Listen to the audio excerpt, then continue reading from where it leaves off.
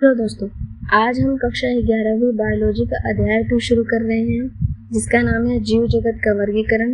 इस चैप्टर में हम जानेंगे कि हमारे आसपास मौजूद लाखों जीवों को वैज्ञानिकों ने किस तरह अलग अलग समूहों में बांटा।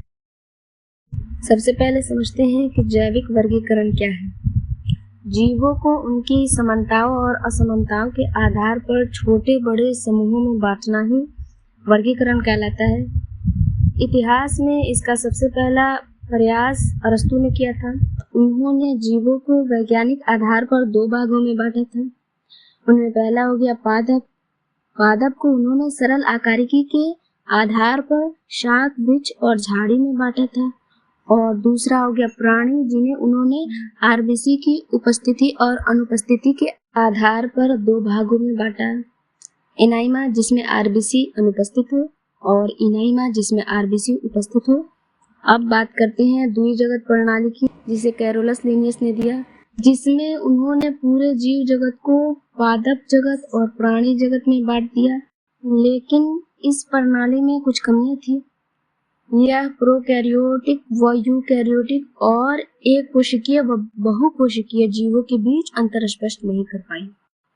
इसके बाद आई सबसे महत्वपूर्ण 5 जगत प्रणाली, जिसे आर.एच. विटेकर ने 1969 में दिया। इसके वर्गीकरण का मुख्य आधार कोशिका की संरचना, शारीरिक संगठन, पोषण की विधि और प्रजनन थे। जैसा कि आप इस तालिका में देख सकते हैं, 5 जगत वर्गीकरण के लक्षण। 5 जगत वर्गीकरण के लक्षण इस प्रकार हैं। मोनेरा, ये प्रोकैरियोटिक होते हैं और इनकी कोशिका भित्ति सेलुलोज रहित होती है। प्रोटिस्टा, ये यूकैरियोटिक होते हैं और इनमें काइटिन युक्त कोशिका भित्ति पाई जाती है। फंजाई यानी कवक, ये यूकैरियोटिक होते हैं और इनमें काइटिन युक्त कोशिका भित्ति पाई जाती है। प्लांटी, ये प्रकाश संश्लेषी और बहुकोशिकीय होते हैं। और एनिमेलिया, ये यूकैरियोटिक होते हैं और इनमें कोशिका भित्ति अनुपस्थित होती है और ये परपोषी भी होते हैं। चलिए अब जगत मोनेरा को विस्तार से समझते हैं। इसका मुख्य लक्षण ये है कि ये सभी प्रोकैरियोटिक जीव हैं, यानी इनमें सुस्पष्ट केंद्रक नहीं होता। इन्हें मुख्य रूप से 2 भागों में बांटा गया। इनमें पहला हो गया आद बैक्टीरिया। ये अत्यंत कठिन स्थानों पर रहते हैं, जैसे हेलोफिल्स अत्यधिक लवणीय क्षेत्र में, थर्मोएसिडोफिल्स गर्म और अम्लीय झरने में, और मिथेनोजन्स पशुओं की आंत में जो मीथेन गैस बनाते हैं। दूसरा हो गया वास्तविक बैक्टीरिया। इनमें कठोर कोशिका भित्ति होती है। साइनोबैक्टीरिया, जिन्हें नील हरित भी कहते हैं, इसी समूह में आते हैं और ये प्रकाश संश्लेषण करते हैं। हमारा दूसरा जगत है प्रोटिस्टा जगत। इसके मुख्य लक्षण यह है कि इसमें एक कोशिकीय यूकैरियोटिक जीव आते हैं और ये मुख्य रूप से जलीय होते हैं। इसके अंतर्गत आने वाले मुख्य समूह हैं क्रायोफाइट, जिसमें डाइएटम्स और सुनहरे शैवाल आते हैं। इसकी कोशिका भित्ति साबुनदानी की तरह होती है और इनमें सिलिका का जमाव होता है। डायनोफ्लेजलेट, ये मुख्यतः समुद्री और प्रकाश संश्लेषी होते हैं। इनमें 2 कशाप पाए जाते हैं, लाल डायनोफ्लेजलेट जैसे गोनियोलैक्स। इसके कारण समुद्र का पानी लाल दिखने लगता है, जिसे रेड टाइड्स कहते हैं। युगलीना, ये स्वच्छ और स्थिर जल में पाए जाते हैं। इनमें कोशिका भित्ति की जगह प्रोटीन की परत पेलिकल होती है। ये पादप और जंतु के बीच की कड़ी मानी जाती है। यहाँ बच्चों एग्जाम में पूछने लायक एक सवाल बन जाता है कि पादप और जंतु के बीच की कड़ी किसे माना जाता है, तो उसका जवाब है युगलीना।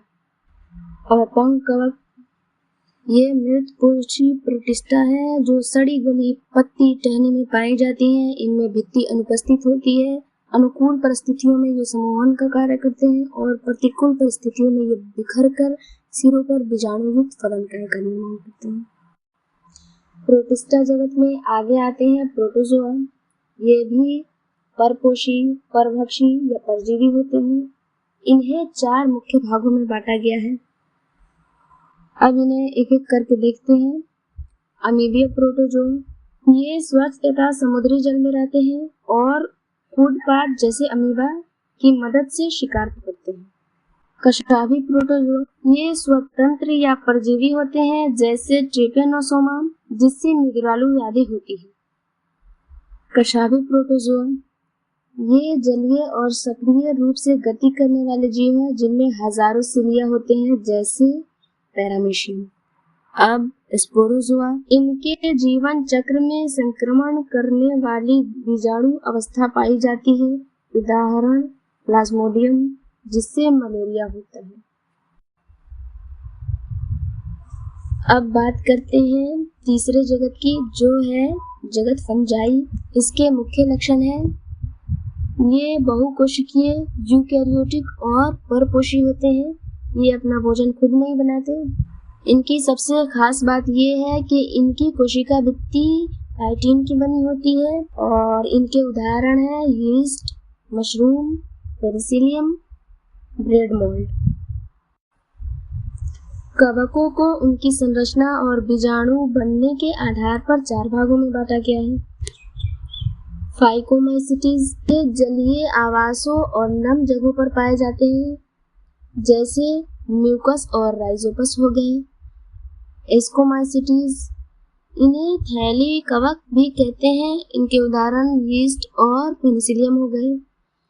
और बेसिडोमाइसिटीज इनमें मशरूम और पॉपबॉल आते हैं, मिट्टी या पेड़ों के ठूंठ पर उगते हैं। ड्यूटेरोमाइसिटीज इन्हें अपूर्ण कवक कहा जाता है, क्योंकि इनमें केवल अलैंगिक जनन ही देखा गया है।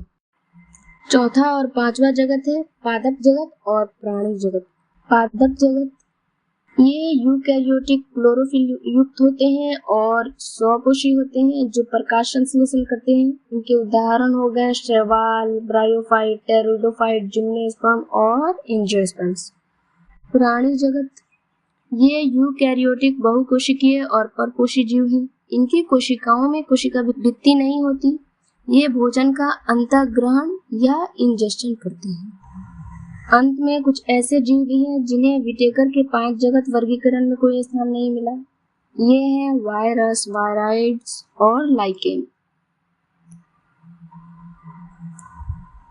वायरस ये अकोशिकीय होते हैं, जो सजीव के शरीर के बाहर निष्क्रिय और भीतर सक्रिय होते हैं। वायराइड ये वायरस से छोटे होते हैं और इनमें मुक्त आरएनए होता है, प्रोटीन आवरण नहीं होता है। लाइकेन ये शैवाल और कवक के सहजीवी संबंध है। ये प्रदूषक के अच्छे सूचक यानी इंडिकेटर्स होते हैं। तो दोस्तों, यहाँ हमारा अध्याय 2 समाप्त होता है। धन्यवाद।